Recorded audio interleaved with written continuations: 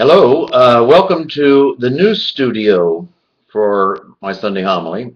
I'm here in my bedroom with my desktop computer and my other computer is in the hospital and it's being worked on. So I'm trying the new studio this weekend. I'd like to talk about prophecy. Am I a prophet of Jesus Christ? By being baptized, we say that you participate in the prophecy of Christ. And so I ask my question, am I one of his prophets, no matter how small?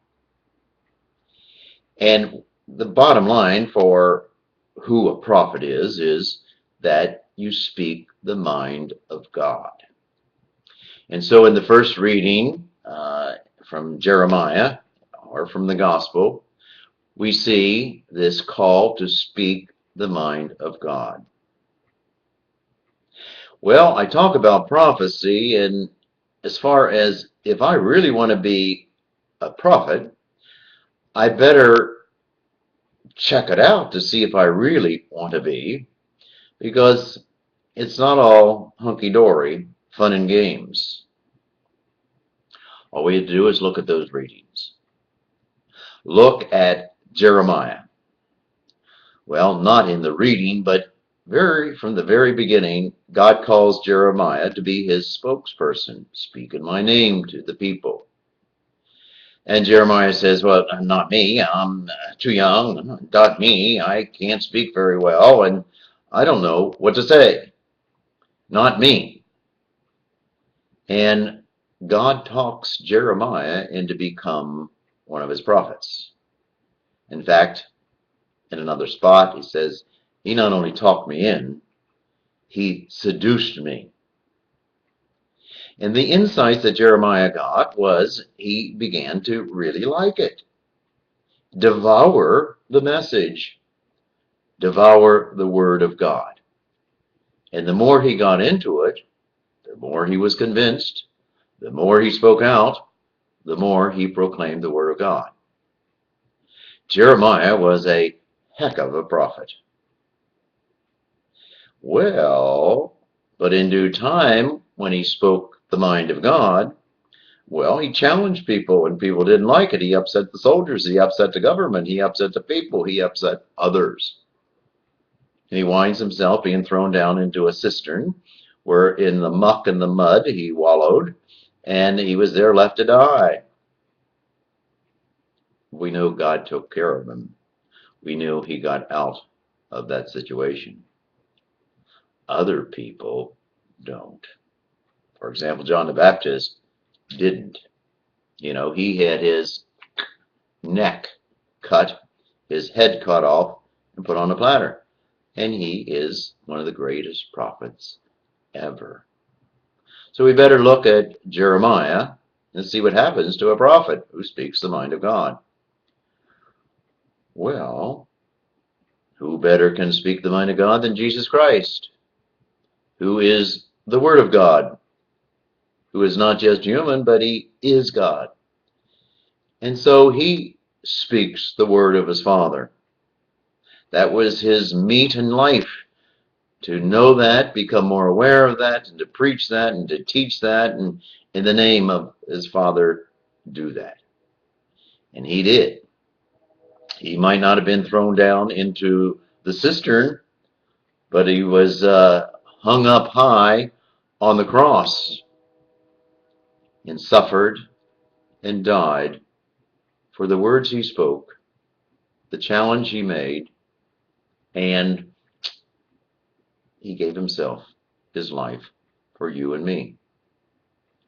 Well, in the gospel, this is one of my favorite gospels because it's not just all, Merry Christmas, Happy New Year, happy stuff, peace, love, joy. Jesus in the gospel talks about the guts of his words. Just look at it.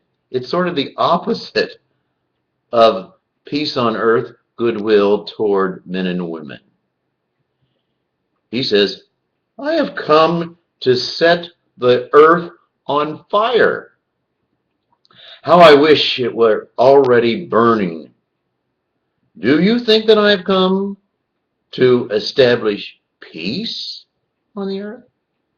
No, I tell you, but rather division.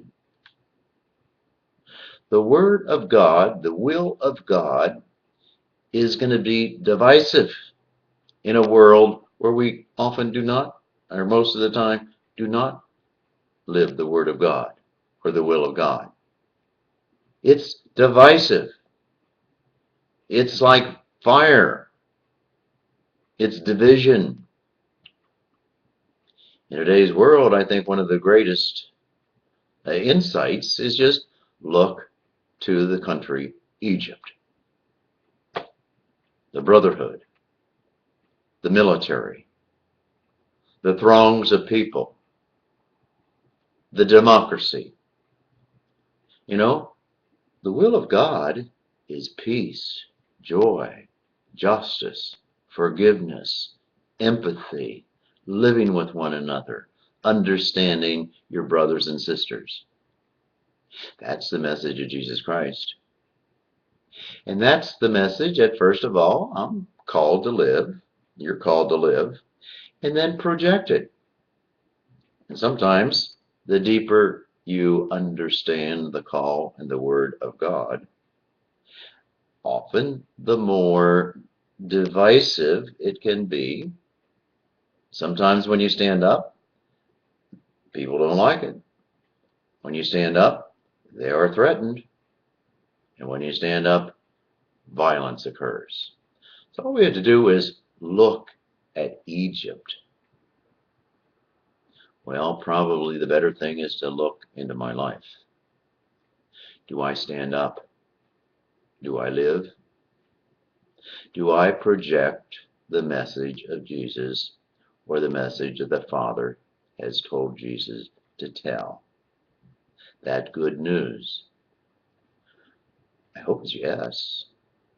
If it's yes, that's the guts of some of the baptism that I have received.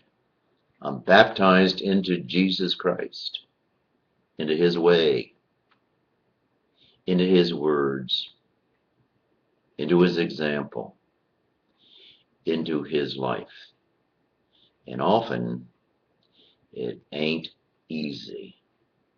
So if you're going to be one of His prophets and speak the mind of God, well, you better look at Jeremiah, see what happened to him. Better look at John the Baptist, see what happened to him. Look most of all to Jesus to see who He was and what happened to Him.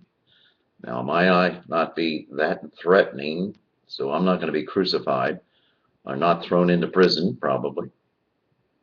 But the message of Jesus does challenge, and it burns, and it can be divisive.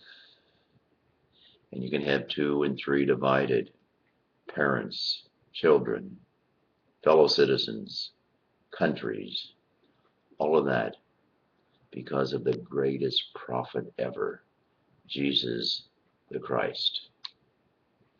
He's my hero. He's my insight. I hope he's yours. Have a good day.